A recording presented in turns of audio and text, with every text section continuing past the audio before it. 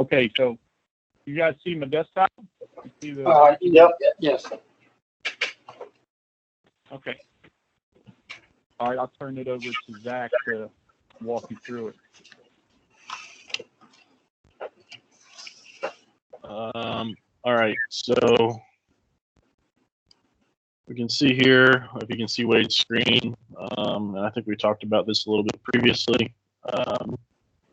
For RMS, right? It's ADFS is handling SAML translation between SAML 1.1 and SAML 2.0. So there was a technical requirement when RMS was built to support SAML 2.0 as the primary single sign-on protocol that we would extend to customers. However, because SharePoint 2013 was used, SharePoint 2013 did not have SAML 2.0 support. So we had to put ADFS in the middle to handle the translation and reissuance of SAML assertions from SAML 2.0 to 1.1. This diagram shows the infrastructure as it pertains to ADFS and SharePoint. So SharePoint is up in the top right. As far as SharePoint's concerned, this is just the front end web servers that's depicted here. But essentially there's, the public internet where the user sits, and the first place that they browse to is the SharePoint login page. So when they go to, for example, KeyBank, rmcmkeybank.returnmailservices.rico-usa.com, that DNS record points to the public IP address of the SharePoint front-end servers. And then within SharePoint, there is a single sign-on configuration specific per site. So KeyBank has a configuration applied to its site to tell SharePoint when a sign-on request comes, or when the user tries to access RMCM KeyBank, to automatically generate a SAML authentication request and send it to the configured identity provider. The configured identity provider for SharePoint is ADFS. So what happens is the user sitting on the public internet, they hit the SharePoint login page, authentication request is then generated, and the user is redirected to sts.returnmailservices.rico-usa.com, which is ADFS. Now, in the bottom left area is ADFS is being depicted, and what's exposed on the public internet, sts.returnmailservices.rico-usa.com.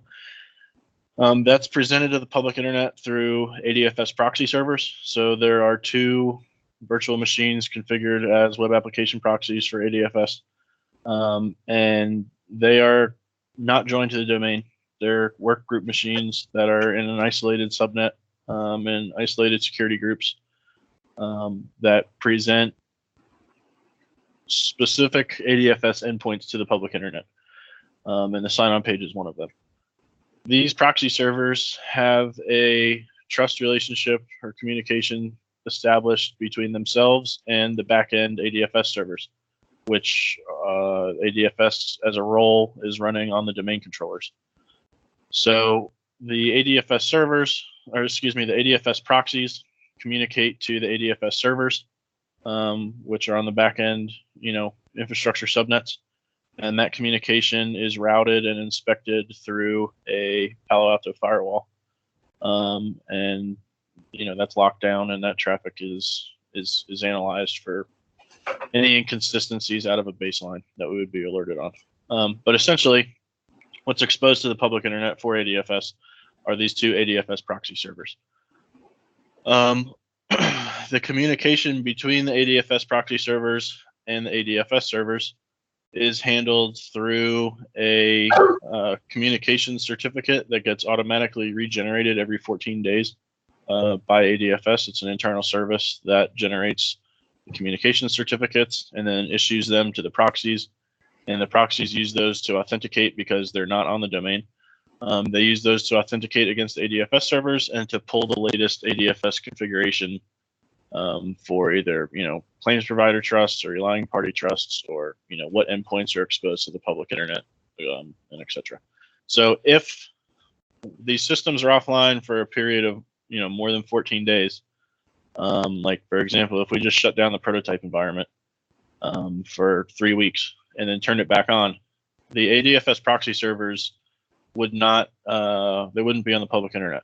They would not, the web service wouldn't come up, and they wouldn't be presenting any information because the certificate issued to them has expired since it has been past 14 days, and they wouldn't be able to communicate with the backend ADFS servers to receive their configuration. So just so that you're aware, if something ever happens where these servers go offline, or for whatever reason the environment gets shut down for more than 14 days, when it comes back up, someone would need to log in to the proxy servers and basically reestablish the trust relationship between them and the backend ADFS servers, and then reissue the certificates and get them re-authenticated so that communication can start happening, so that the web flow can work. But at a high level overview, that's what it looks like. There's basically 4 nodes that make up ADFS, 2 proxies, and then 2 backend ADFS servers. This diagram illustrates basically the login flow between SharePoint and ADFS. So you can see up at the top where we in the client. So if we start from the left and go across to the right, these columns represent SharePoint, ADFS, the client or the web browser, and the customer identity provider, the customer IDP. So step 1 at the very top, the client initiates an HTTP request to the RMS SharePoint site. So the user opens their browser, they go to RMCM KeyBank, and they hit enter. That points to the, like I said, the public IP address of the SharePoint front end servers. So step 2 here is that SharePoint, it receives that web request and it generates a SAML request, and sends that SAML request and redirects the user to ADFS. So then number 3, the user's redirected to ADFS, the sts.return mail services webpage, and ADFS consumes the SAML request that was generated by SharePoint, and based on the SharePoint URL which generated that SAML request, ADFS looks in its configuration to determine who that customer's identity provider is, and then it generates a second SAML request and sends it to the customer's configured identity provider and redirects the user there. So that takes us all the way across to the customer IDP column. So the customer IDP then receives the SAML authentication request generated by ADFS, and prompts the user to log in. So the user enters their credentials, and so this might be credentials for something like Centrify. It might be, some third-party identity provider like Okta or something, or in the case of KeyBank, it's our own Active Directory environment because we're managing their accounts. So the customer enters the username and password into whatever configured identity provider is available for that SharePoint site. And then once the identity provider authenticates them, it issues a SAML 2.0 response back to ADFS, and the user is redirected back to ADFS. ADFS then consumes that SAML 2.0 response. It extracts the required attributes that SharePoint is looking for. So that is a email address, name ID, and group memberships. And then ADFS takes that information and it inserts it into another SAML response, SAML 1.1 response. And then it generates and signs a second token, which it then issues back to SharePoint. So then SharePoint receives that second token from ADFS, and then logs the user in and redirects the user, to the landing page of SharePoint, and you end up down here at SharePoint. So that's the overflow, or the overview of the logon workflow for SharePoint and ADFS. And this is considered SP initiated, right? So when we were talking a couple of weeks ago, the differences between IDP initiated and SP initiated, this is an example of the application having to initiate that process in authentication. Right. So step one in this workflow, right? Client initiates HTTPS request to RMS SharePoint site. So in this instance, the customer is going to RMCM keybank return mail services to generate that initial SAML request, and that is because IDP initiated sign-on is a SAML 2.0 concept that doesn't exist in SAML 1.1 or in WS Federation. So because SharePoint 2013 doesn't support SAML 2.0, the only supported single sign-on method available to us was SP initiated, which is why we're requiring the customer to hit that SharePoint website first before anything else happens. In the new web application that you guys are building, that Birdie's been working on, the IDP initiated single sign-on scenario is what should be used and is what you guys are looking at currently. And that completely eliminates steps 1 in this diagram, steps 1 through 3. So it would essentially, the user would start here at step 4 at their IDP, and their IDP would just issue an assertion to ADFS, and then ADFS based on that would log the user into your web app.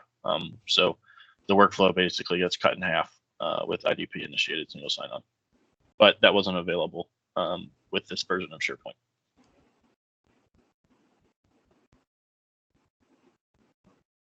So Zach, currently Birdie built up this login page, right? Is that gonna be the number 4 in this? Login page is, I call it login page. Oh, you still call it? Yeah. So you're still the number 1 in this case? No, in this case, it would still be number 4. So the login page. The web app that you create. What's that? So Birdie has this login page that he created with web app. So I would imagine that would be the number 4 from this diagram, right? So I don't know what login page you're referring to. However, I do know that IDP initiated single sign-on is set up and tested right now. So, for example, I have in my Centrify environment, and I can share my screen with you. I call it login page. Yeah, let me stop sharing and I'll let you share. And then I think just to clarify on Stephen's point, so if they're going to a URL, that by definition would mean that it is a service provider initiated action, right? Yeah, but I don't think that's how this is going to be set up.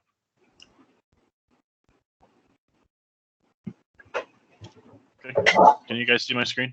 Yeah, it's showing the browser, right? Yeah, so the URL that we have available to This line up. Birdie's web app, right, is this Yeah. URL. Yeah. So this is sts.5points.net/ADFS/ls, right? So this is the ADFS URL for prototype. And then what we're accessing is this page, IDP initiated sign-on.aspx. So this, in the ADFS world, this is how you tell ADFS that you want to use IDP initiated sign-on. And then this query parameter, login to RP, this is saying we want to log in to the relying party. This is the relying party identifier within ADFS for Birdie's web app. I can show you this later so that you can understand what I'm talking about. However, accessing this URL right now tells ADFS that I want to initiate a sign-on to this web page. So Birdie's web page is rms15demo.azurewebsites.net, right? Like, I'm not going to rmsdemo.azurewebsites.net and asking Birdie's website to generate a SAML authentication request and send that to ADFS. I'm just going to ADFS and saying, I want to access this web app. So what I do is I take this link and I create a bookmark app in my IDP. So like Centrify, for example. And then what I have here is this little application, right? This icon, Birdie's web app. So when I click this, boom, I get logged in automatically right into the web app. So I'm not going to this site first, and this site is not generating a SAML request, which is then going to ADFS and then being forwarded to my identity provider. I'm logged into my identity provider, and I'm hitting this URL directly, which is ADFS, and I'm telling ADFS I want to access this application that you provide authentication services for. And then ADFS will check to make sure that I'm authenticated against whatever identity provider I'm supposed to be authenticated against, and it will just automatically issue an assertion to Birdie's web app. Yeah. So the difference is, in this environment here, when the client initiates a request to SharePoint, SharePoint generates the SAML request and sends it to ADFS, but along with generating that SAML request, it generates a session ID, and it holds it in memory until it gets a response back from ADFS. And then ADFS, when it sends the response back here in step 5, it's correlating that session ID that SharePoint is holding into memory with its token. And it's saying, hey, here's the response to the session ID that you're asking for authentication for. And then SharePoint correlates the two and then logs the user in. In this example, for what you're doing with Birdie, his application isn't generating a session ID that's holding in memory, waiting for ADFS to correlate a token to. It's just saying, oh, hey, I'm seeing an incoming SAML response from ADFS. I trust ADFS, so I'm going to generate a new session and just assign it to the user. Does that make sense?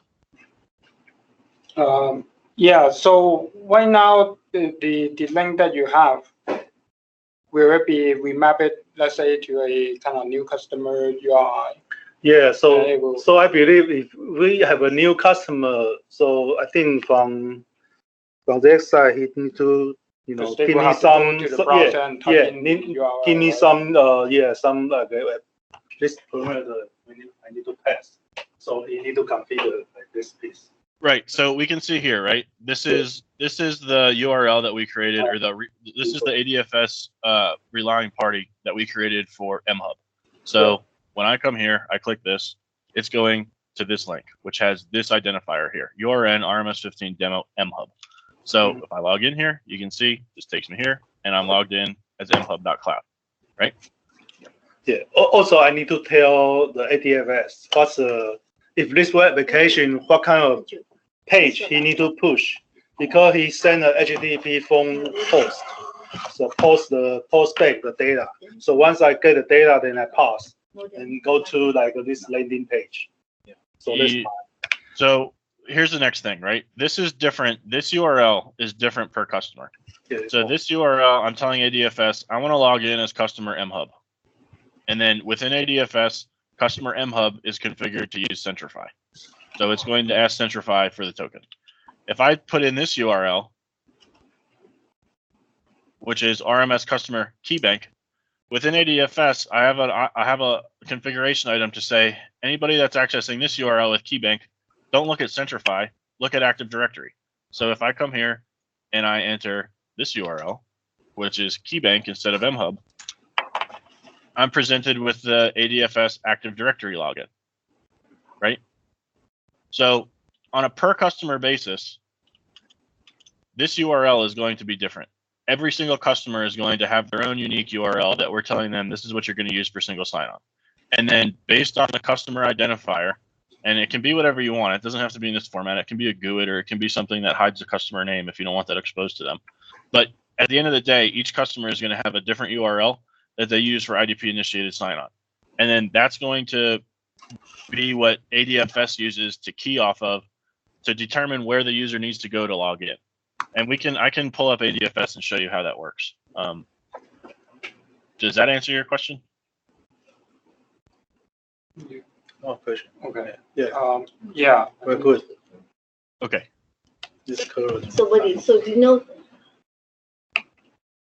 so I know we need the ADFS token to authenticate, and then we need the token. So then we use a web application to do session. Then so they have no relationship, these two tokens. We don't care about ADFS token. Right now I'm using. We don't have. And Jack is okay with that, right? Because actually he generated this URL, so I just call Once I call and pass the certificate, authenticate, then we will push back. So I collect, then I just pass whatever I want. After that, I don't need. You don't need it. Yeah. After So, but that, I that don't. says it's okay. Because Yeah, we can before, ask, it had some concern, and I did not. Yeah. Catch. I did not understand why. Always. Can we renew the token? But in what use case do you need to renew him? We need to talk. Why? For right now, I don't. You just manage to your application session. That's it, right? Yeah. Right now, If the user is inactive, then you just calculate an hour and then ask him. No. The concern is, What's the concern? so when he logs in, he gets a token from ADFS. That token will expire. Right. Now, what Birdie's doing right Oh, so now. you worry about ADFS would time out this customer? So this what user? Birdie's doing right now is he's ignoring that. Right. Because he's managing his own session. It Right. keeps on going. Uh-huh. The real problem comes about when the user tries to access the analytics. The analytics requires an actual token. So in the that's case the Power where the BI? token, in the case when the token is expired, the user's doing fine within our application, but the moment he goes to Power BI, we're handing him an expired token. Yeah. So So how do we fix it? analytic will, well, what we have to do is we have to keep that token alive For Power BI to work? in order for Power BI to not. So how do you get that token alive? Do you know how, buddy? Did Zach? Power BI, I don't know. Oh, we're not there yet. We're not Yeah, there. Oh, okay. Power BI, I don't know how to get.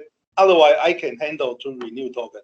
If you want to You don't renew need session. to worry about the Power BI part. You just need to worry about how do you get a token refreshed so that it doesn't expire. All right, You don't have an expired one. Yeah, but right now because right now he doesn't provide me to renew. Okay, so ask Zach then. Yeah. Oh, so I see. We're not there yet. No, he's explaining the infrastructure. Oh, Yeah. so I guess we need to understand. Login kind of procedure right now. Okay, so we need to get there then. Just make sure we don't forget this topic then. I guess we need the session alive for a Power BI to work, right? But Power BI doesn't use this one, right? Zach, go ahead. Go ahead, yeah. Okay.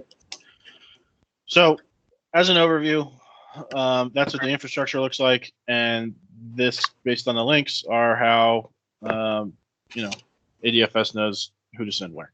So, if we take a look at ADFS, you can see how all this stuff ties together. Did you capture the screen? No, it's recording. Oh, the whole thing's recording? Oh, really? Oh, okay.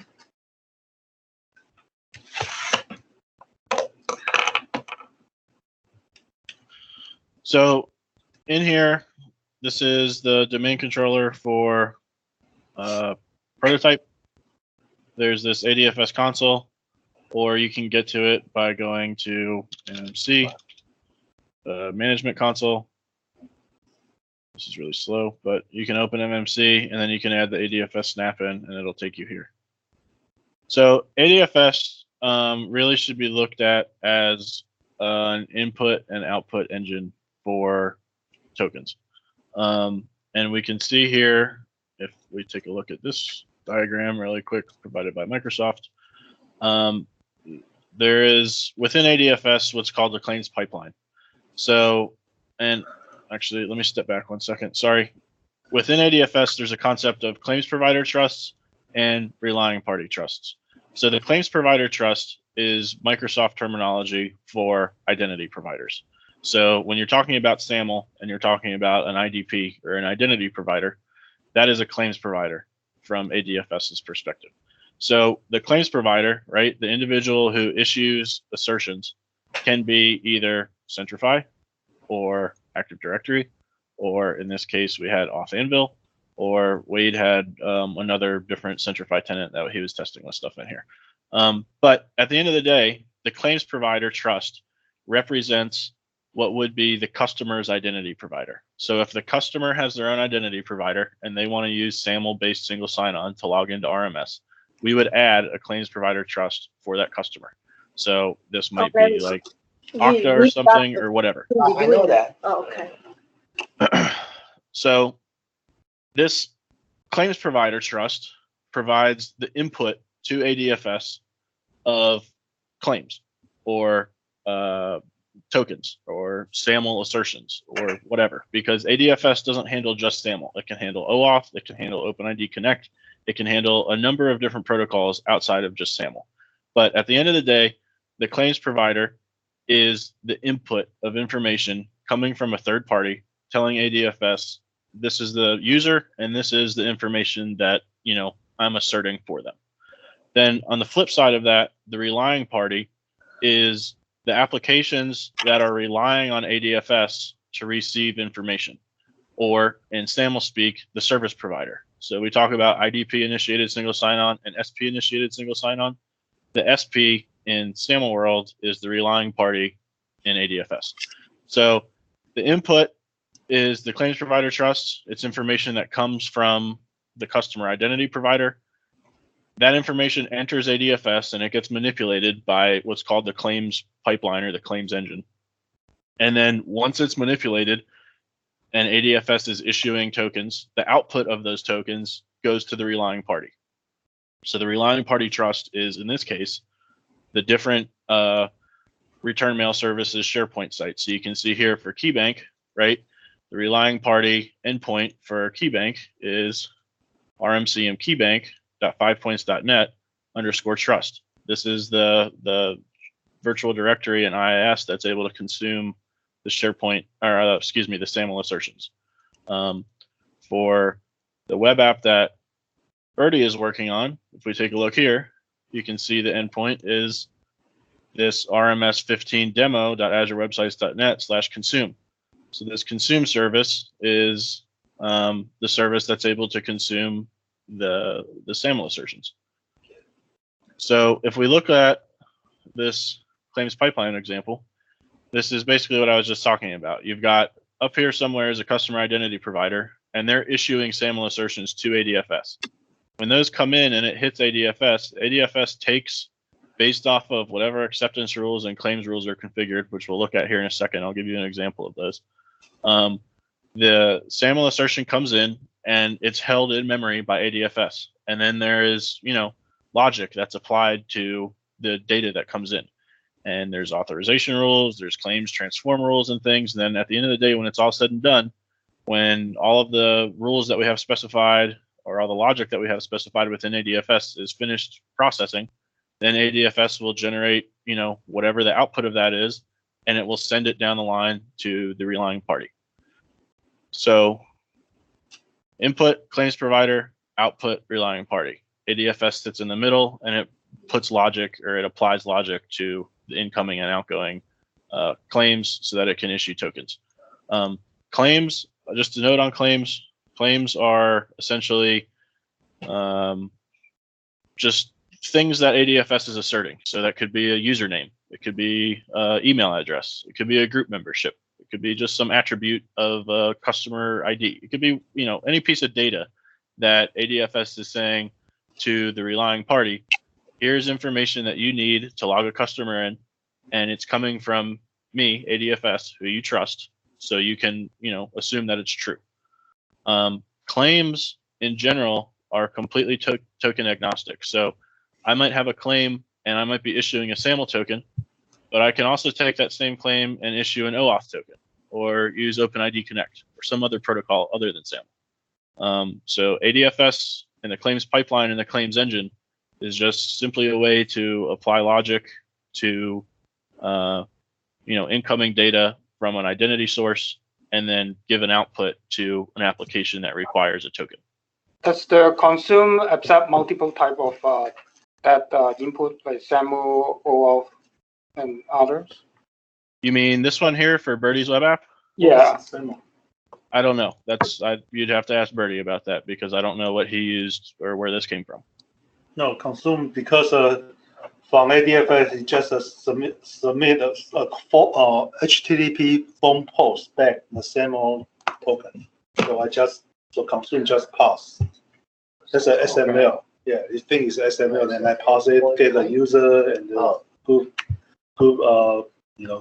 Yeah, I was wondering if the consume can support multiple types of, Yeah, input. whatever data. Yeah, let me know what kind of data, then I can do whatever. Yeah. So we can also run through a logon, and you can see the input and the output and how that applies here. Also, we can do that. So just a quick overview, I guess, of if you want to see these claims rules and how these get processed.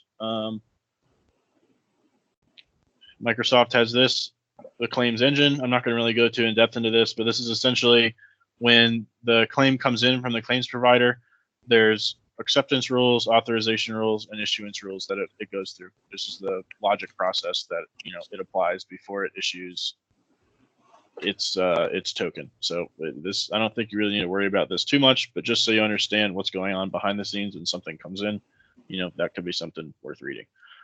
So if we take a look at the claims provider trust, for example, I've got this claims provider here, MST, Centrify, OSED.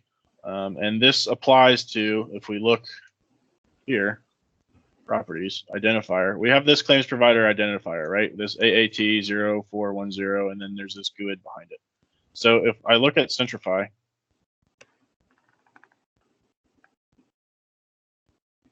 and I go to web apps, I have in here configured a federation trust for RMS SAML. Okay, and if I look at the trust, I can see that my single sign-on URL and my entity ID here, AAT0410.centrify.com, and then / this GUID, right? This matches what's here in ADFS. All right, so ADFS is expecting for this claims provider this entity ID, which I have configured here. There's a signing certificate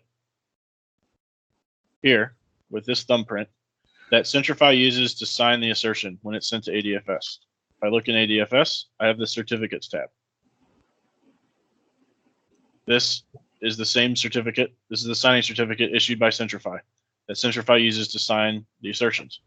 So ADFS is able to use this certificate to validate the signature of the assertion that comes from that URL, this URL that I just showed you. Excuse me, Zach. So regarding the certificate, because right now I put in my web application. So my question is, for future, if we add another customer, do I need to update the certificate? I mean, the certificate still keep the same, or it will be different? The certificate for you would still be kept the same because your application is only receiving assertions from ADFS. So ADFS will send a token and it will sign it, and your application will validate that the signature based on the certificate that you have. So it won't change. It will not change, and that's because ADFS will always be configured to send the token to your application. So your application only needs to talk to ADFS. Whereas when we add customers, all we will do, if we have a new customer, we'll come into ADFS and we'll say, we're going to add a new claims provider. And this new claims provider is going to map back to the customer. So for each of the new customers, we'll have to import separate certificates on a per customer basis so that ADFS can read the information coming from the customer identity provider. But then ADFS will issue an assertion to your application from itself, and your application already trusts ADFS, so you won't have to update anything. So for the IDP, in that case, the user will type in that IDP URL, right? Yes. User on the browser, so that will redirect. No, the log into your web app. You mean the URL here? Yeah. No. So any new IDP, if the customer IDP, customer new provide. They give us that information. We will add one row at a time for each customer. If they choose to do the IDP part. Yeah, the customer provide. No, right. That's correct.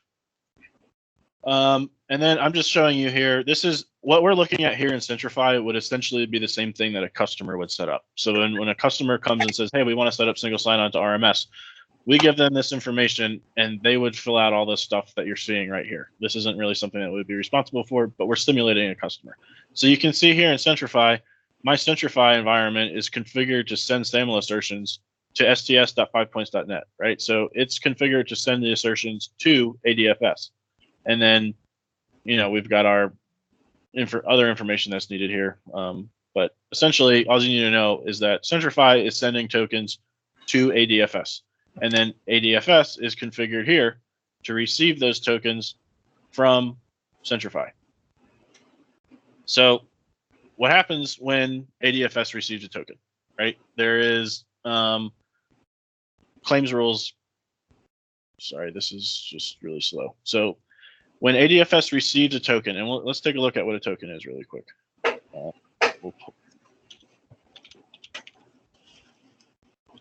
pull this up. So if I come in here to Centrify, right, and I want to do, I'll click this button, preview sample response. This is going to generate a sample token that is the equivalent of what would be sent to ADFS. So if I come here, I paste this here. What's this? This is the SAML assertion coming from Centrify that will be consumed by ADFS. So if we look here, you can see the destination, this destination flag. Destination is sts.5points.net. So this is ADFS prototype is the destination. The issuer here is Centrify, right? AAT0410 Centrify, and then it has this GUID. So if you remember the issuer configured here in ADFS, it matches this. So ADFS is able to say, when this comes in, oh, this assertion is from this claims provider, okay? And then the information that is included in here, what's important is this, where is it? Sorry, right here, the name ID. So within the subject statement, there's this name ID element. This contains the username. So my username is mapped here to the name ID. Then we have also this attribute, group memberships, user principal name, last name, and first name. So you can see I got my first name is listed, my last name is listed, my UPN is listed, and then my group membership is capital 1 customer manager. So when Centrify generates the SAML assertion, this right here is what it's sending to ADFS. So when we're talking about a claim entering the claims pipeline, this entire piece of information is what's going into the claims pipeline for us to manipulate. So if we look at ADFS, I have a claims rule here configured for Centrify to issue all claims. So if I look at this, this is just language to say, hey, we've got a claim that's coming in, and we're going to take everything that came in. We're not going to filter it, and we're just going to add it to the pipeline. So now when the claim comes in from Centrify, this piece right here, right, this SAML assertion, it's in the pipeline, and then it's going to be associated with a relying party. So if I look at a relying party, I'll look at mHub really quick, because this is what we're sending to Birdie. We're going to then take the information that was included in this claim, and we're going to specify what we're passing to Birdie. So we want to take the name ID that was in there initially, pass it to Birdie, and then there was the UPN, the first name, the last name, and the group memberships attributes that were here. We want to take these and we want to pass them to Birdie. And the same thing happens with RMS SharePoint. They just don't need those group memberships, or excuse me, the first and last name. But you can see on a per application basis, there might be certain things that are needed. If there's different applications that sit behind ADFS that might need, additional attributes, or they might need something else sent to them. So you can see here, we're going to take the last name attribute from what was coming in from Centrify, and we're going to issue it. So if we take a look at how all this ties together really quick, and unfortunately we have to do this in PowerShell because there's no way to do it in the console here.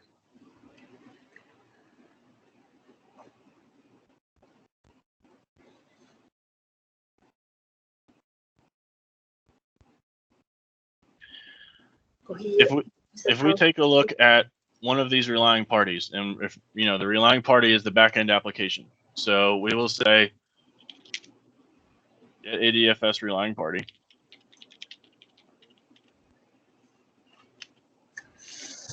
name, and then we'll take a look at RMS. Larry, I'm worried. Larry know how to do this. Be a test on this at the end of the day. Please work hard, Larry.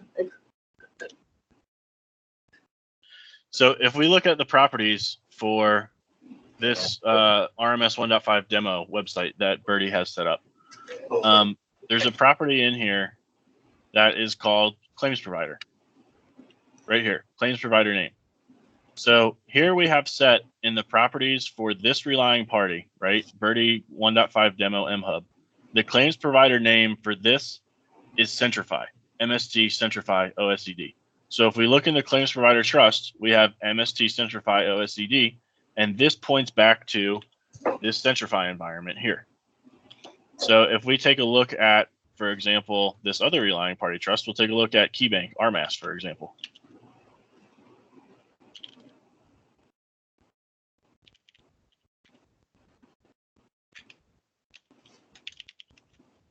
Larry, you have to look at the class. Ask him So what class this to- one that you are typing right now, this is the prototype one, right? Yes, this is the prototype one for KeyBank. Yeah, also there. So I think right now you can delete Birdie, Samuel, Centrify, and keep Thank you. yeah, that you can delete that. Yeah, we can delete these. These aren't in Yeah, use yeah. anymore. Oh yeah, I don't use anymore. Yeah. Okay. So if we look at the KeyBank prototype, right, which is KeyBank RMS here, you can see here's the endpoint, right, rmcmkeybank.5points.net. But if we look at the claims provider name property here that we have set, it's Active Directory, because for KeyBank, we're managing their user accounts, right? We're not sending the user back to their identity provider because they want us to manage their user accounts and they want to be able to log in with our own user accounts. So the claims provider name for this relying party, KeyBank prototype, is Active Directory. So when we go to that URL, it's going to redirect us back to Active Directory. So what you can see here, and also these are the identifiers, right? So when I was talking previously about that URL where we would edit this, we could see for this one, RMS 1.5 demo mHub, the identifier here is URN RMS 1.5 demo mHub. Now, for the KeyBank one, the identifier here is, instead of mHub, RMS 1.15 demo KeyBank. So similarly to what we just see right here, if we look at the relying party trust for this here, KeyBank, it's going to have the claims provider name as Active Directory. So when we go to these URLs, based off of this right here, this property, if I go to this URL, KeyBank, it's going to send me to Active Directory based off of what we have in ADFS, right? Boom. It sends me to Active Directory and it's asking me to log in. If I go to this URL, mHub, based off of this property in this relying party, this was set to Centrify. So if I come here using the mHub identifier, boom, it's going to redirect me to Centrify to log in. So from ADFS's perspective, even though Birdie's application is it's one application, right? It's one web app. But from ADFS's perspective, it's separate customers. So we've got one customer might be mHub, one customer might be KeyBank, one customer might be this one. We've got, Wade Demo. It's different per customer because each customer might have a different identity provider. Now, on top of that, just so that you know, we're also controlling access at the ADFS level. So if I look at here, this one, for example, RMS demo KeyBank, I have this access control policy column. The access control policy that's applied to it is KeyBank RMS access. So if we look at the access control policy, let's take a look at the KeyBank one.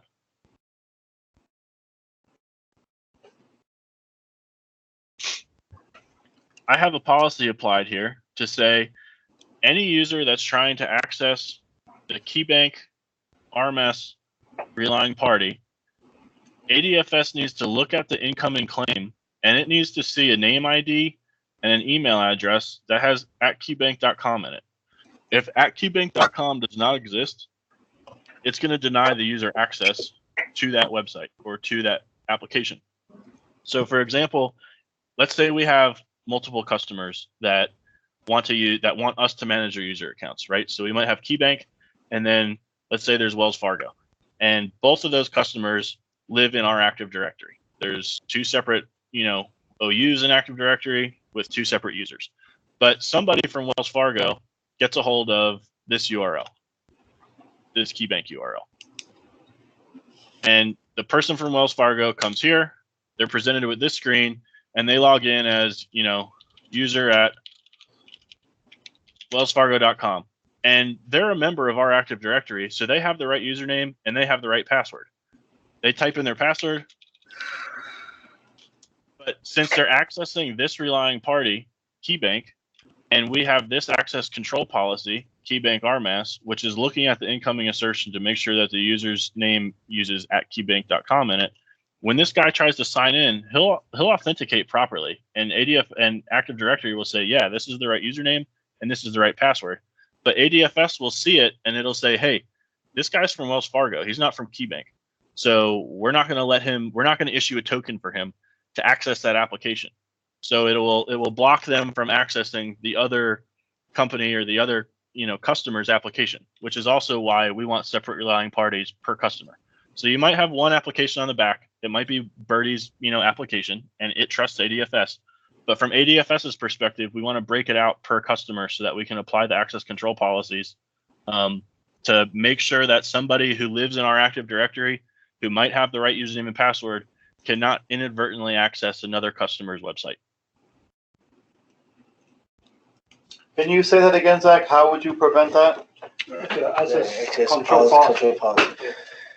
Yeah, by applying these access control policies to the customer-specific relying party to check the incoming assertions and the incoming claims to make sure that, yes, this user is only from the right customer. So right now, this access control policy for RMS, for example, if I look at it, right, what we're looking, ADFS will inspect the incoming SAML assertion, and it will make sure that the user's name, right, the name ID. So if we take a look back here at the SAML assertion, I have, where'd it go? This right here, this name ID. It will look in this element, and according to this access control policy, it's going to check to make sure that I have @keybank.com as the suffix. Oops. For me, it's at mhub.cloud, so it's not going to allow me in. But if I was logging in from Active Directory, it's going to see, hey, does this guy have @keybank.com or at wellsfargo.com, for example? Now, this is a really simple access control policy because we don't have any actual customers using it, right? This is prototype and it's just in place so that we can make sure that it's a one-to-one match and that the control policy is in place. However, you might want to add an additional attribute to say, you know what, we need to add a customer identifier and make that a number, right? So that the customer identifier is, I don't know, 1, 2, 3, 4, 5. So you can add another rule in here to say, hey, only permit users that have the customer identifier attribute. Or you can say, even better, which would be better than that, you can look up here in the assertion and you can say, you know what, I can say that this entity ID, this issuer, I know that this is specific per customer, right? Like customer 1 is not going to have the same issuer issuing assertions to me as customer 2. So you might want to create an access control policy to say, only let users in for this customer that have this issuer in their incoming assertion. So that way you can be 100% sure that only users that are associated with this customer will be able to access this relying party. I mean, you can get super granular with it, or you can just, leave it as is. But just the only reason I'm telling you this is so that you know that ADFS is also, in addition to supplying tokens, applying access control policies to make sure that one customer doesn't accidentally get access to another customer's website, because since ADFS is the one that's supplying the security tokens and the authentication tokens, it needs to be able to do that in a secure manner so that there's no data that's being cross-contaminated or being displayed accidentally to the wrong party.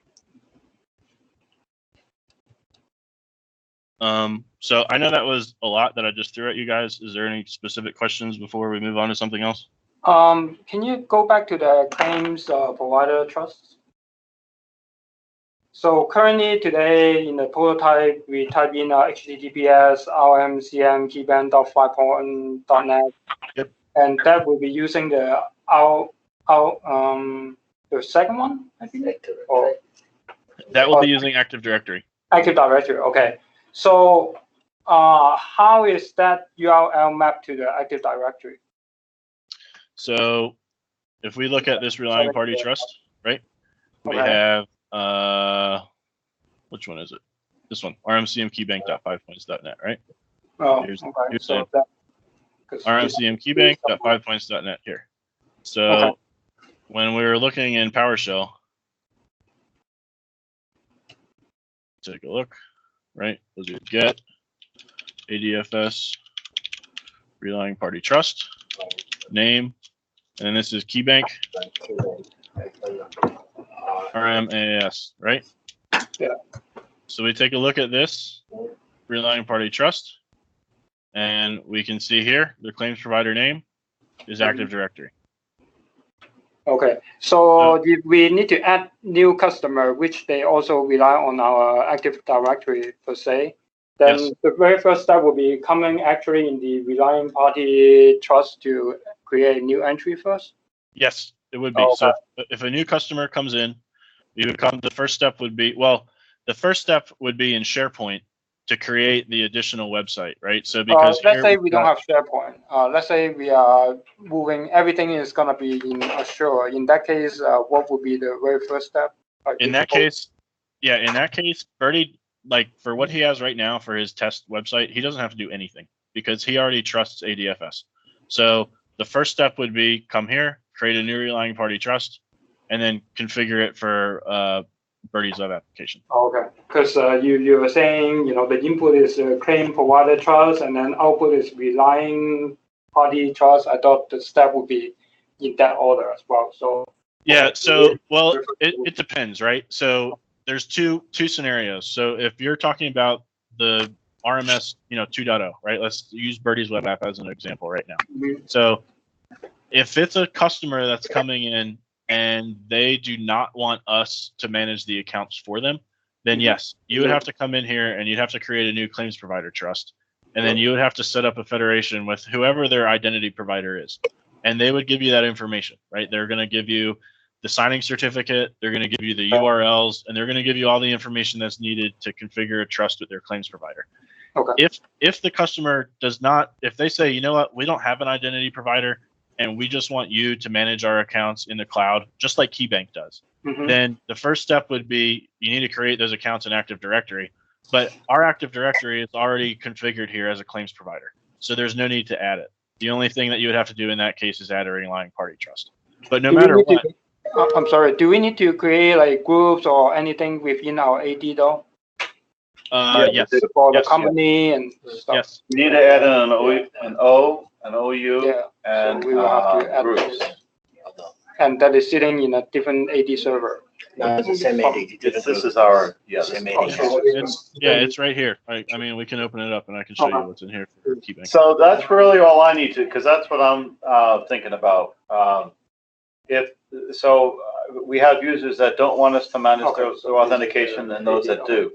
For those that do, I'll expect a list of users and their properties. I assume a UPN, an email, and names.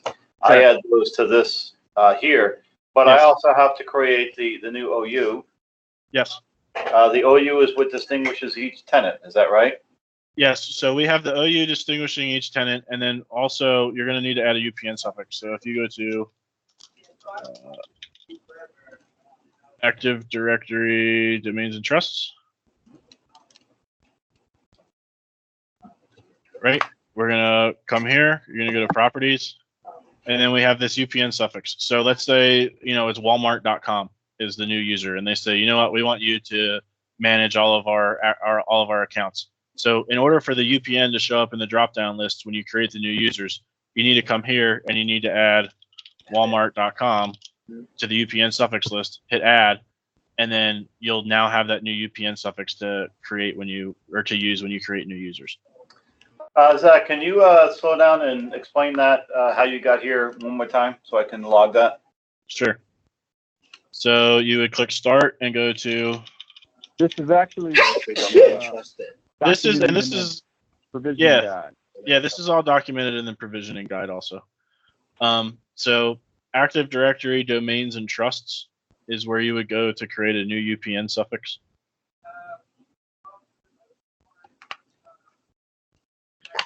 And then within Active Directory domains and trusts, you just right click at the very top and go to properties. And then you have this alternate UPN suffix area where you can create new UPN suffixes for the users. Okay, got it.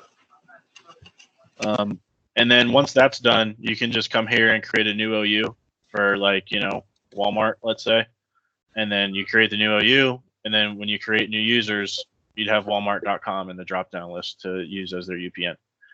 And then once this was done and all your users were created, you would be able to come into ADFS, create a new relying party trust, right, for Birdie's demo. And then once it was added with the specific, you know, Walmart identifier. I'm sorry, Zach, the display is not updating. Just 1 second. Okay, now it's good. Well, now it's good. It's good now. Yeah, Yeah, it was kind of messing up.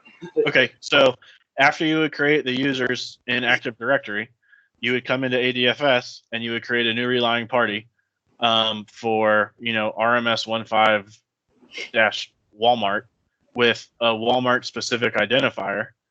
And then you would create an access control policy to say only allow, you know, at walmart.com users into this application.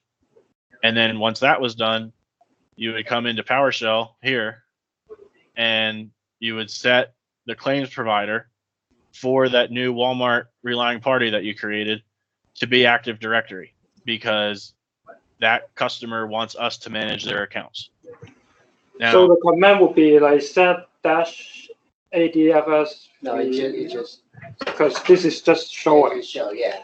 right, the command is set dash ADFS relying party trust dash target name.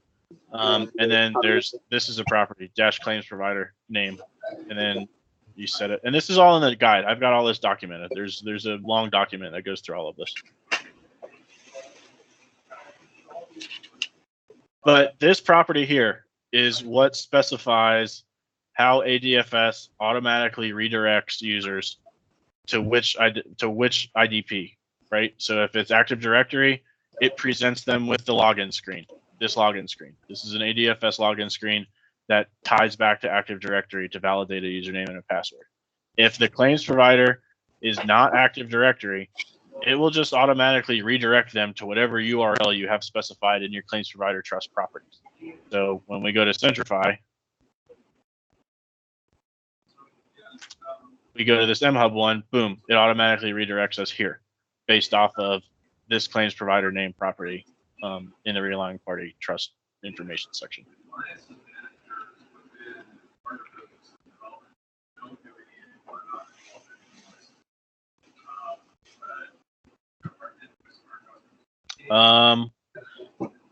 Okay, so that's a quick overview. I don't know if you guys wanted to look at, I don't know how familiar you are with SAML. Also, one quick question. So where's the login page sitting on?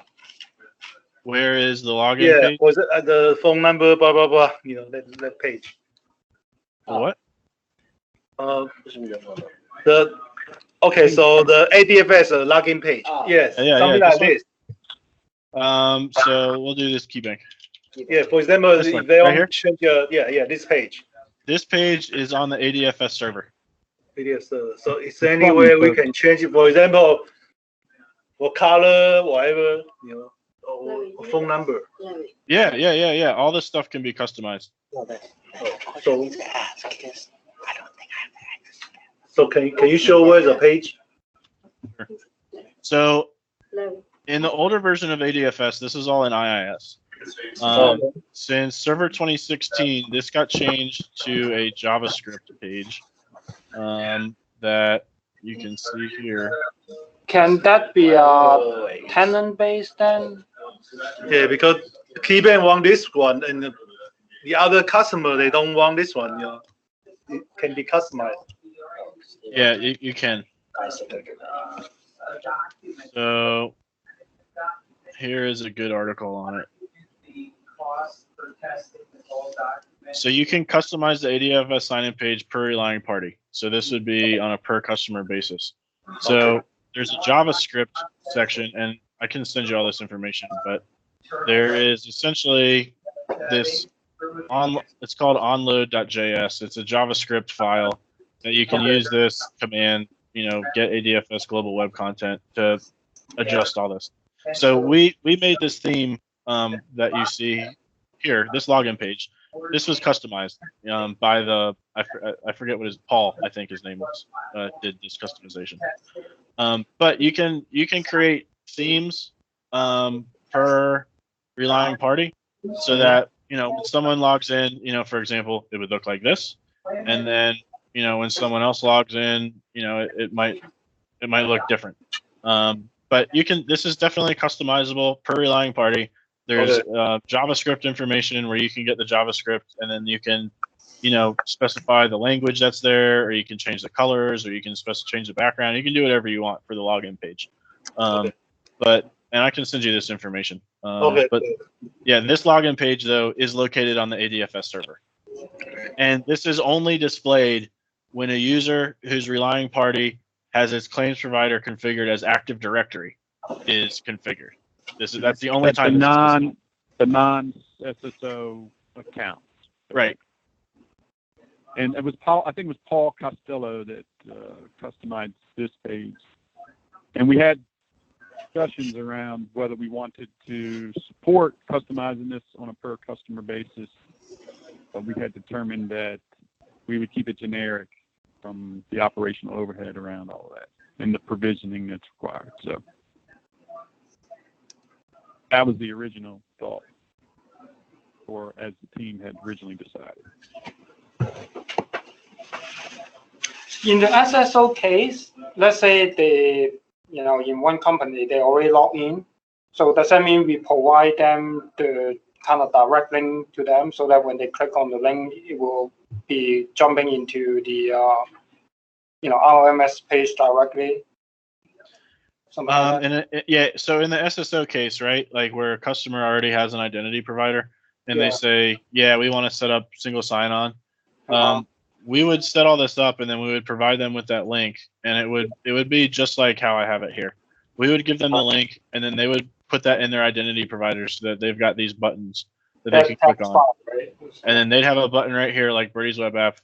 Boom, they click on it, and it just automatically logs them in. So they would never have a login page that we present to them. Their login page would be the login page for their own identity provider. And in case that they haven't logged in yet, even when they click on that link, then it will redirect back to their SSO login page. Yes, correct. Yeah. Sure. Just a quick question. I know I have the right to access the domain controller, and ADFS, but do I have the right to access the SAML Federation Trust site, the setting? Yeah, you should.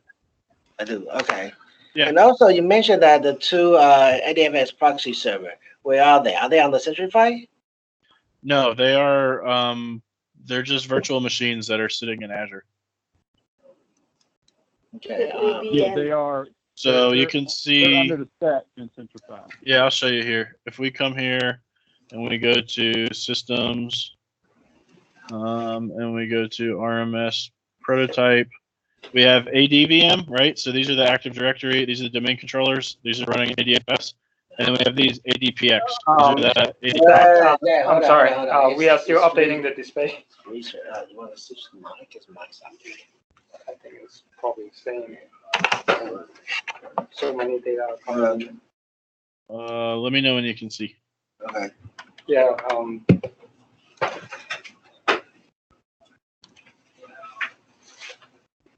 Okay. Okay, see. Okay, so these are the two domain controllers that you log into, ADVM 101, ADVM 102. Right. So this is the domain controller and the backend ADFS server. Right. And then we have these two here, ADPX. It's actually breaking up pretty bad. breaking up. Yeah, Zach is breaking up for some reason. Hold on. You want me to call in? I'll call in real quick. Can you hear me? Yeah. We can Yeah, hear you now. Hold on a second. I'll just dial in. Sorry, bear with me 1 second. No worry. We wait. So you notice that those servers there, they don't have the domain name .5points.net. So they're standalone. They're not part of the Active Directory, and it's Yeah. how you would be able to connect them to. Do you know that, Larry? You mentioned about I need to know how to access that because Oh, they are not please part of ask. the domain. Yeah, that was it. Let's check out. Like, Hello, can you hear me now? yeah, we can hear you now, Zach. Okay, sorry, I called in. So I think Wade was saying you can see the rest of these say .5points.net, but these ones you can see there's no domain because they're not joined to the domain. Right. So when we log into these, there is this account, oscduser.local. Oh, okay. This You is a have- local user that's installed on those VMs. So if we use this account, we'll be able to log in. Okay.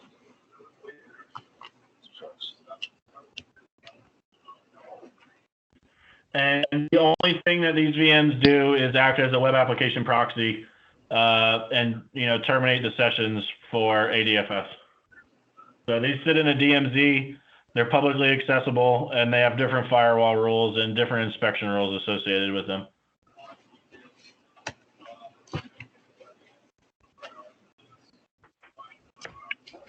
And Zach, do you have the document that describe how to reestablish the token session connect to the ADFS server from the proxy? Yes, I do. Okay. Can you send it to me? Sure. Okay.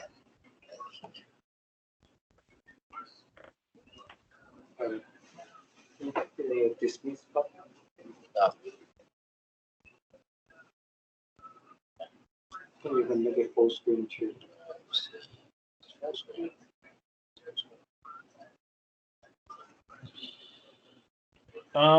So I don't know if that's an overview of ADFS, how it's set up, how it's working. I know when I was working with Birdie, and we were trying to get his stuff set up, I was showing him how to use Fiddler and how to extract tokens and things from a web session. Is that something that you guys are familiar with, or do you want to see how that works so you can see technically who's passing tokens to who, or does not really matter to you? I can show you if you want. Yeah, please Why show don't you us. show it, because then it will be on the recording. Yeah, please show us. Okay. So this is a program here called Fiddler. And Fiddler is a web application proxy, and it's able to decrypt web sessions so that you can see the raw web data. It's a free program. It works really good. When you install it, if you go to Tools and Options and HTTPS, there's this checkbox to decrypt HTTPS traffic. You need to select that, otherwise all your traffic's going to be encrypted and you won't be able to read anything. But once you select that checkbox, this will be able to basically capture all web traffic. So I'm going to click capture here, and then we're going to launch this Birdie's web app, and then we'll extract the sample tokens and see everything. So I'm going to click capture. I'm going to come here. Actually, hold on. You know what? Let's just go to the URL. This is all right. So we'll do this. All right. Let me click capture. Come here. Hit enter. Now I'm logged in. All right. So I'm going to stop capturing. So if we take a look at what's going on here in Fiddler, you can see the host that we're connecting to is in this host column. And so if we take a look at the response here, what we're trying to access, right? We're doing a GET request, essentially. The browser is doing a GET request on HTTP, IDP initiated sign-on. Then we're doing login RP, URN, RMS 15 demo mhub. So if you remember in ADFS, this is the relying party identifier for the mhub relying party for Birdie's web application. So you can see we go to sts.5points.net, and that's ADFS. We access this page, and then ADFS looks in its rules right here, and it's saying, oh, this relying party is configured to use Centrify as its identity provider. So you can see there is a 302 redirect, and a tunnel is established to Centrify, AAT0410.centrify. And then you can see here, this is that GUID that we had configured as the claims provider trust in ADFS, right? So now it's trying to access this application on Centrify. Centrify, since we're already logged in, it didn't ask me to log in, but if I wasn't logged in, right here, we would be presented with a login screen. But since I'm already logged in, Centrify says, oh, okay, this guy's trying to access this application. ADFS wants a token, so I'm going to send him a token. So in this one, we can see if we take a look at the response body. So this is the response that Centrify, right, is taking, and it's going to post to ADFS. So if we take a look here, we can see there's the SAML response section, right? So let me open this up in Notepad and we'll copy it. The SAML response section, this is coming from Centrify. This is base 64 encoded. So, we need to decode it to be able to view it and read it. So we'll copy this out, the SAML response. And we'll come over, let me open some.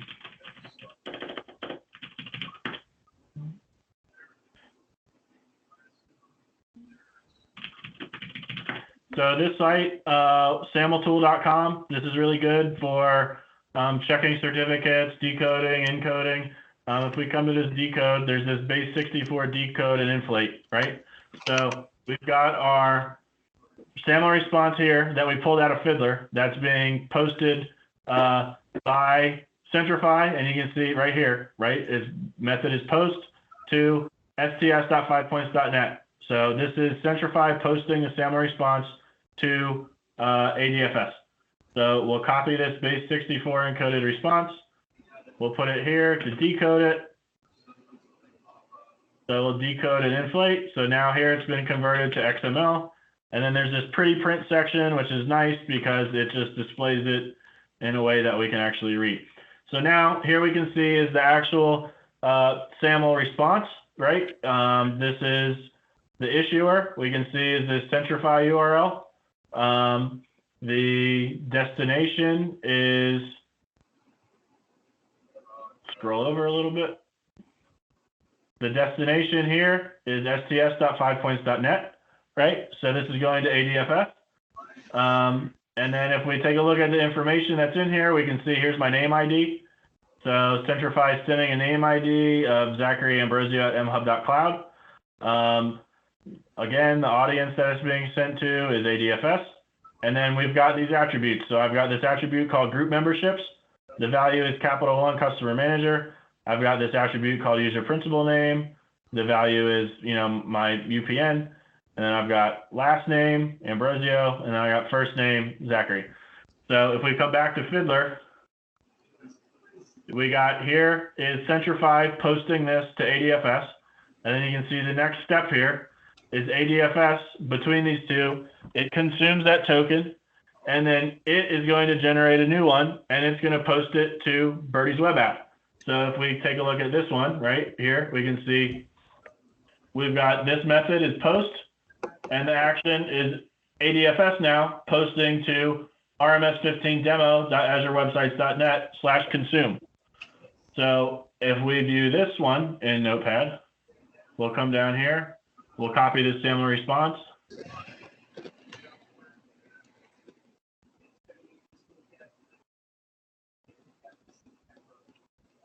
We'll come back to the SAML tools and we will decode the base 64.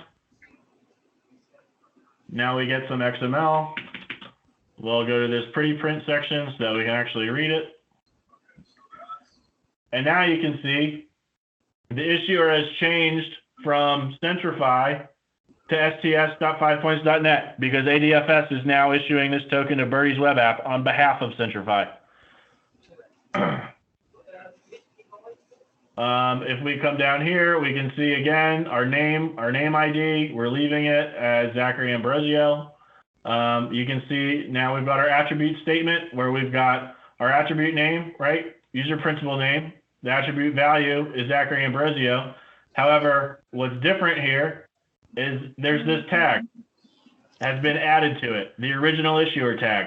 So we can see that the original issuer of this attribute is Centrify with the included GUID that matches the claims provider trust that's configured in ADFS. So this is the flow where ADFS is receiving the SAML token from Centrify. It's consuming it and it's applying the claims engine and those claims pipeline rules that we write to say, you know, we're going to extract these usernames and we're going to transform them or reissue them or do whatever we need to do. And then ADFS is generating a new SAML response right here, and it's issuing it to this recipient, Birdie's web app, rms15demo.azurewebsites.net/consume. So if we come back to Fiddler, you can see here this is the post method from ADFS. And then you can see the next thing that happens is we get redirected. Here it creates a tunnel to RMS15 demo. It posts it to the consume, and then we get a 302 redirect to the default, the ASPX page. And then we land at the default page for the RMS15 demo.azurewebsites.net. And then we're logged into the application. So at a high level, that's Fiddler. And you can use it to deconstruct web sessions just like this and extract tokens or see exactly who's talking to who and who's responding to what, and figure out, you know, if there's a problem where maybe an assertion's not being consumed or something's erroring out. You can try the login process and, you know, extract a session with Fiddler so that you can see exactly what's going on under the hood and who's posting to who and who's getting from who in terms of HTTP to figure out, you know, what your workflow is looking like and how this should be looking. Okay, I have a question. So for the IDP, in case that they don't use SAML 2.0, they may use OAuth 2. So let's say they send back the response. Is it gonna be somewhat like a XML format, and what kind of attribute would be somewhat common to what we see in the SAML? Do we see like a login username? Yeah, so with OAuth 2, right? I don't have all right, here, I'll give you an example for OAuth 2. If I go to Azure, because right now ADFS and for RMS, there was no technical requirement to support OAuth 2. The product team, when they came to us with RMS, they said, we want to support SAML.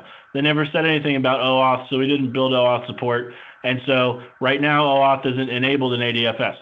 That being said, ADFS supports OAuth, and it can absolutely work, but it's just not enabled. So rather than looking at RMS and ADFS, let's take a look at Azure, because Azure uses OAuth, and Azure issues the JSON web tokens that OAuth uses.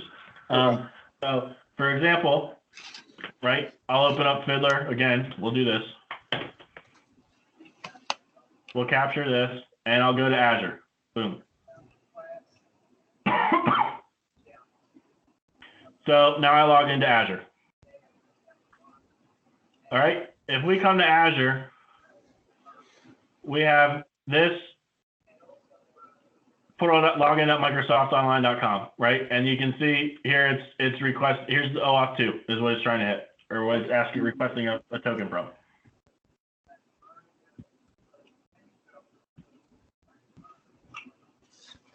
So if we take a look here,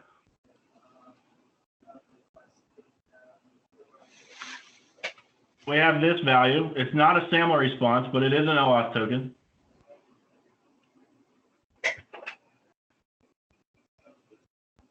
And we copy this, And then we'll, rather than using the SAML tool website that I showed you,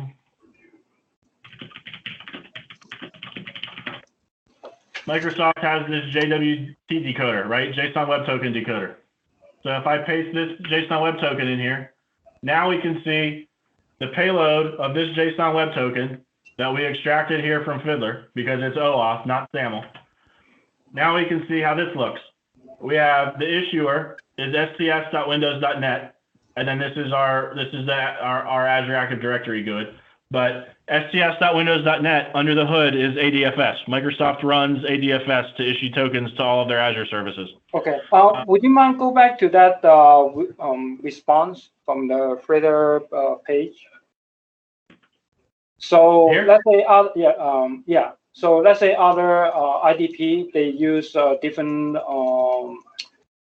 format for this value field. How can we tell which decoder we should be using? Is there any way that we can tell? So, I mean, OAuth, right? You got JSON Web Tokens, which is base64 encoded like we have there, or you can, there's like, you can use SHA-256 to encode them. But at the end of the day, the tokens that OAuth issue are standard. Just like SAML has its tokens that it issues as being standard, it's the same thing with OAuth. Okay, so it will be still the JW. It's not XML. Got it. So you can see in this token, I've got the issuer, who issued it, right? This would be basically the IDP. This is the time when, you know, it's the issue time here is when it's been issued. I can't log in before, and then the time when it expires. And then you can see the AMR is, this stands for Authentication Method Resources. So how did the user authenticate? I authenticated using a password, and then because I was using Centrify, I also used multi-factor authentication. All right. And then I've got, you know, my email here.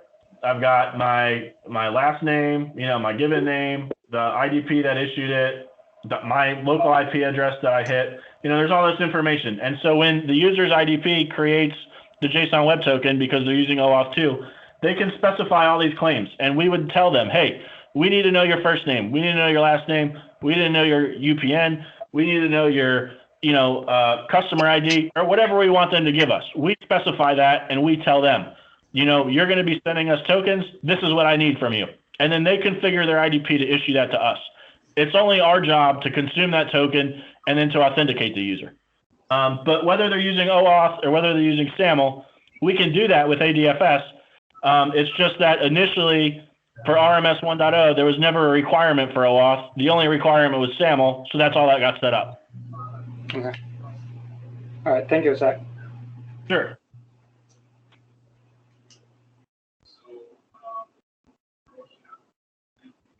All right, so I think that's a pretty good overview. Unless you guys had any other questions or something else you wanted to look at.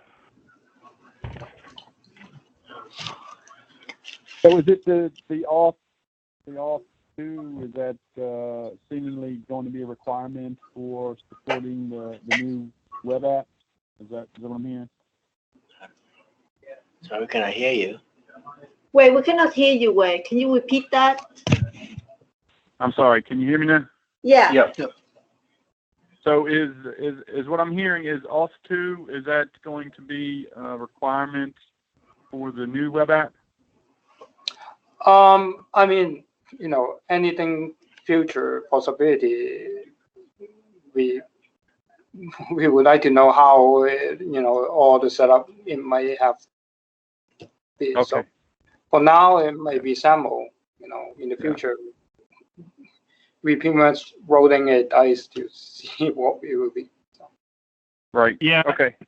So, I mean, if you guys have a requirement to have access tokens and refresh tokens, right? That's a OAuth 2 concept that doesn't exist in SAML. So all SAML will do is SAML will give you an assertion with an expiration time, and then it's up to you to handle your sessions on the application side, you know, accordingly.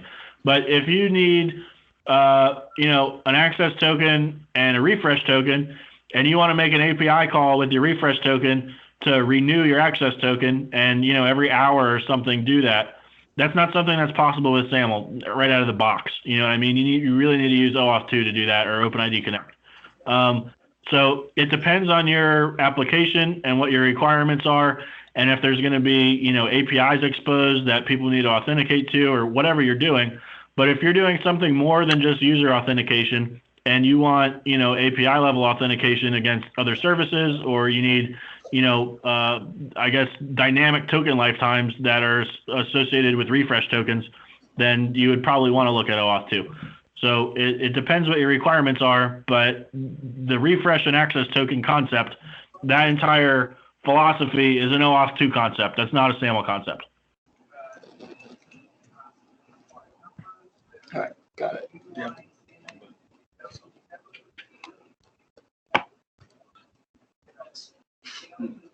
Any questions? No. Look at it. How is it different things? So we're good? Yeah. And so just Zach and Wei, thanks for getting on the call. And if we, I understand that Zach's departure is October 2nd. If we have any questions from here to now, can we set up a call to talk to Zach? Yeah, absolutely. So if you guys, digest what you've heard today, got any follow-up questions, or if you have some specific scenarios that you want to look at or test, right, over the next week or two, then absolutely, let's try to set up a call and get that. Thank you, in Zach. place. I do have a question. All right.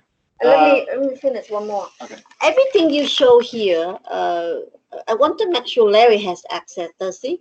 Is that? Yes, he should. You show a lot of things, but I'm not sure. You have access, Larry? No, I do. The only thing I'll try, because the only thing I concern is the SAML trust. I want you to try. If you don't have access, no, I have the access to Active Directory. Or you don't know how to get there even to see if you have access. No, I do. Could you ping Zach then? Yeah. Okay. Because I just tried to commit this morning, so. All right, go ahead. Sorry, Andrew, go ahead. Zach, what would you recommend as far as reading materials to study up on this? Yeah. For ADFS specifically, or just SAML and OAuth all together, single sign-on? Everything you just said. I can send out.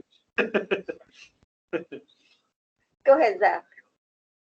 I can put together a list of links if you want to read through. Some of it's pretty dry and might put you to sleep, but Microsoft, as far as ADFS goes, Microsoft has some really good documentation on how ADFS works and how, the relying parties and the claims providers kind of tie together, and the token issuance policies and everything within ADFS.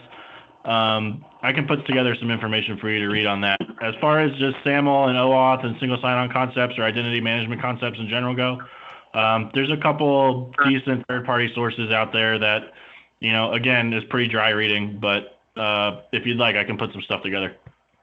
Could you? Because Larry wants to read up. So, in addition to that, I think I've shared out a directory for you guys, and I think everyone's confirmed that they have access. So within this directory, for instance, there's this guide that Zach had put together that you'll have access to. And it goes over a bunch of the topics that we looked at today, right? So Larry, you know about this? The overview, but then it also talks about claims providers, setting up claims providers, and everything specific to the implementation in RMS. Wei? Yes. Yeah. We don't even know about this share folder. No. Larry doesn't. I don't know if Larry was included. You know? Yeah. I can send out a link. So I thought I included everyone. Okay. Also, Andrew, coming off our last our trip up there when we had a sharing session. So we put together this folder with a bunch of documentation. Could you give Larry access to this folder, Wei? Yes. Thank you. Absolutely. We'll do that. Okay. We're good. Ready? I just need the So then if everyone's finished, then wait, there's so I just wanted to talk on this first bullet point you had, which is the RPPCS automation code repository. Is it a good time to do that now, or we do it later? Because I did not see your invite for that. You told me just Larry, so. Oh, you listened to Larry, I see. Larry, you have the invite for that? Let me see it. Could you confirm, Larry? He said he didn't see the invite. Right here. Okay. No, this one. No, this one is very Larry, overdue. No, the next one is one for all people. Oh, yeah, there you go. Only Larry and Zach. What time is that invite? It was at 3, but I was talking to Zach. I mean, we can just zip it. Evidently, we can just zip up the code off of the TFS server and get it to you guys so that you can upload it. There are some additional things that we probably should talk about around it, though. So, Right there. Go ahead. The code for PPCS is being managed on this this TFS server. This is also, the server is also used as the deployment server for the implementation engineers, because there's requirements for the script to be in an internal network in order for it to copy some of the shared secrets and things of that nature within the operation. Why don't we do we'll this? We'll just need to figure out a process. If we don't make changes to the code, then everything is fine. It's static. But if we're making changes to this code and we've moved it to Git, then we'll need a mechanism for getting that code out of Git and then onto this deployment workstation to keep it up to date. That's all. I don't think it's a huge issue, because I don't think we've changed the code in several months and don't intend on doing so. Okay, the best way would be zip it up the code and send it to Larry somehow, and then Larry will deposit into our GitHub subscription account. Is that okay for now, Wei?